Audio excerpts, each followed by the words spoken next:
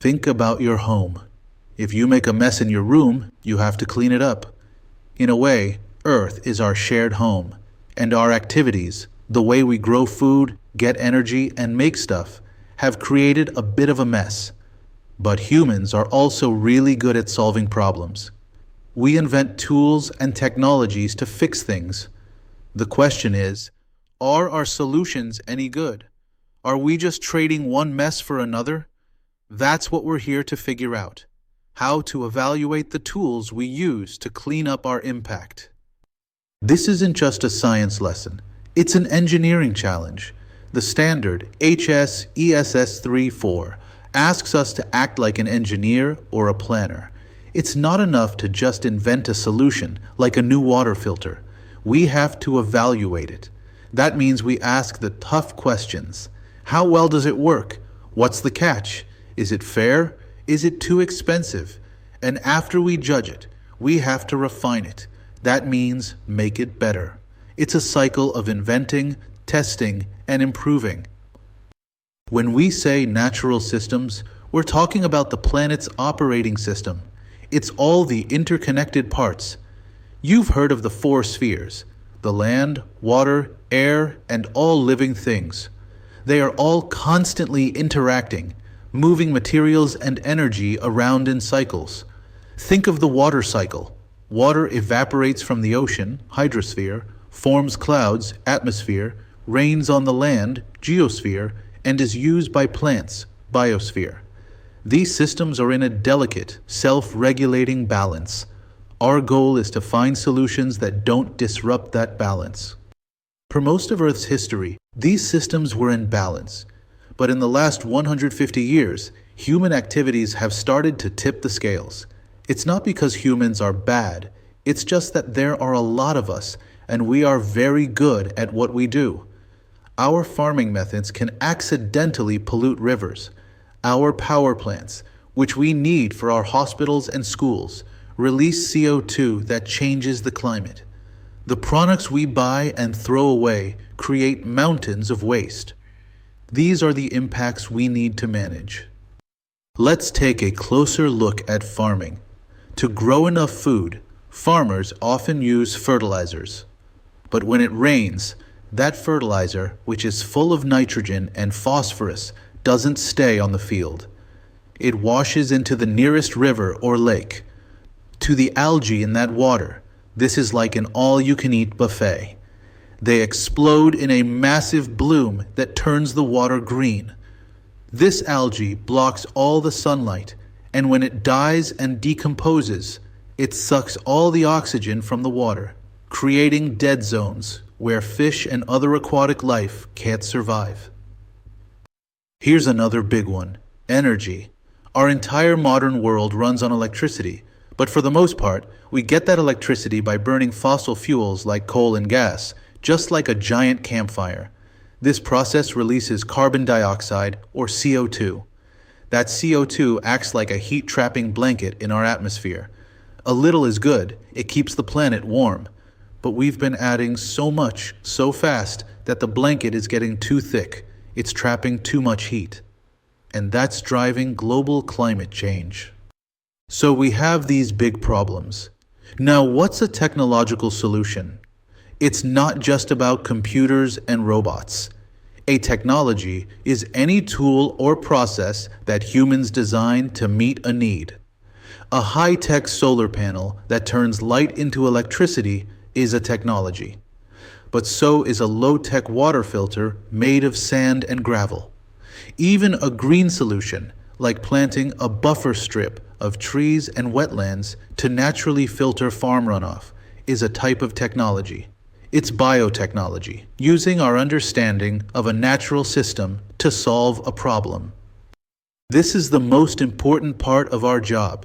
We have to evaluate and refine. Why? Because there is no such thing as a 100% perfect solution. Not one. Every single invention, every single idea has good parts and bad parts. It's all about trade-offs. It's like buying a car. One car might be really fast, but it gets terrible gas mileage. Another car is super efficient, but it's small and expensive. You have to weigh the pros and cons and decide which trade-offs are worth it. We're doing the same thing, but for the entire planet. Our first criterion for judging a solution is simple: effectiveness. Does it actually fix the problem? If someone invents a new machine to pull CO2 out of the air, we have to ask for the data. How much CO2 does it pull out? If it only removes a few pounds a day, but we emit billions of tons a day, it's not an effective solution, even if it works. We need to know the numbers and see the evidence. Second criterion: cost and feasibility. A solution could be 100% effective, but if it costs $10 trillion, it's not a realistic solution.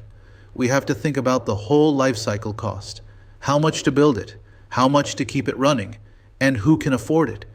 If we invent a super advanced water filter that only rich countries can buy, it's not a very good global solution for the billions of people who lack clean water. This is the trickiest one: unintended impacts. Sometimes your solution to one problem creates a brand new problem. For a long time, electric cars were seen as a perfect solution, and they are great for solving city smog. But then we had to ask, what's the catch? The catch is that their batteries require rare materials like lithium and cobalt. Mining for those minerals can cause new environmental and social problems. We have to evaluate if this new problem is better or worse than the original one. Let's run a real-world example through our criteria. Problem: farming wastes a ton of water by just spraying it everywhere. Solution: drip irrigation. This is a system of tubes that run along the crops. Instead of spraying, they drip a small, steady amount of water and fertilizer directly onto the base of each plant. No water is wasted to evaporation or runoff. So let's evaluate drip irrigation. Effectiveness: A+. It's incredibly effective. It can cut water use by more than half, and because the plants are happier, it often increases the amount of food a farmer can grow. Cost: this is its main weakness. It's more expensive to set up than old school sprinklers. Unintended impacts: almost all good. Because it's self-efficient, it also reduces fertilizer runoff, which helps prevent those algae blooms we talked about. The only real downside is the plastic tubing, which needs to be managed. Overall, it's a huge win. Now, let's look at solar panels. Problem: we need electricity, but fossil fuels are changing the climate. Solution: use the sun. Solar panels convert sunlight, a free and endless resource, into electricity with zero emissions. Sounds perfect, right? Let's evaluate it. Effectiveness? It's high, but it has a huge catch. It's intermittent. Solar panels don't work at night, and they don't work as well on cloudy days. This means you must have a way to store the energy, which means you need big, expensive batteries. Cost? The price has been dropping like a rock, which is great. It's expensive to install, but then the fuel, sunlight, is free. Unintended impacts? They take up land, and making the panels, and especially the batteries, requires mining for rare minerals. It's not a zero-impact solution. So, since it's not perfect, we refine it. How do we make solar power better? We target its weaknesses. Problem: it's intermittent. Refinement: invent cheaper, bigger, and more environmentally friendly batteries. Problem: manufacturing has an impact. Refinement: develop better ways to recycle old solar panels to recover those rare materials. Problem: they take up land. Refinement: don't clear a forest for them. Instead, put them on surfaces we already use, like rooftops, parking lot canopies, and along highways. Here's a solution you use every day. Problem: in the 1970s, cities were choked with toxic smog from car exhaust. Solution: the catalytic converter. This is a small box in your car's exhaust system. It's filled with a honeycomb structure coated in special metals.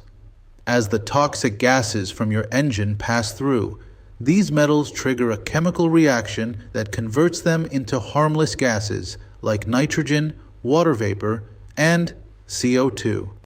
Let's evaluate that. Effectiveness? Unbelievably effective. It cuts smog-forming pollutants by over 90%. It's the main reason our cities are so much cleaner than they were 50 years ago. Cost? It adds a few $100s to the price of a car, and the metals inside are very rare and expensive. Unintended impacts? Notice what it does. It solves smog. It does nothing to solve climate change, since one of its byproducts is CO2. This is a perfect example of a technology that was designed to solve one specific problem, and it aced it. But it doesn't solve all our problems. Let's look at one last solution. Problem: there's too much CO2 in the atmosphere. Solution: reforestation. Let's plant trees, a lot of trees. This is a natural technology. We were using the biosphere's own operating system, photosynthesis, to solve our problem. As trees grow, they literally inhale CO2 from the air and lock that carbon away in their wood, trunks, and roots. Let's evaluate planting trees. Effectiveness? It's very effective, but it is slow. You can't undo a century of emissions overnight. A seedling takes 50 years to become a large tree. Cost? Very low, which is a huge plus. Unintended impacts? Mostly fantastic. Planting a forest also creates wildlife habitat, cleans groundwater, and prevents soil erosion. The catch is that you have to do it right.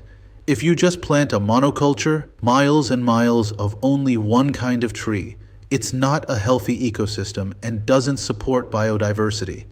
And it takes a lot of land. See? Even planting trees has trade-offs.